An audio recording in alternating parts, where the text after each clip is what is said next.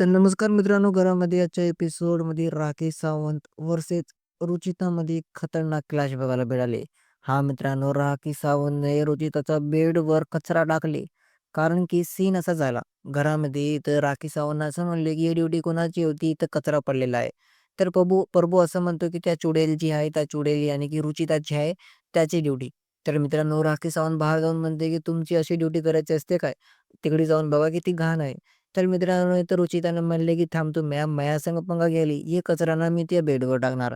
मग ते जाऊन मित्रांनो राखी सावंतच्या बेडवर कचरा टाकली. मग याच्यानंतर राखी सावंत असं म्हणते, की "थांब आता ना ॲक्शनचा रिॲक्शन तुम्हाला भेटणार आणि रिॲक्शन लई खतरनाक भेटणार."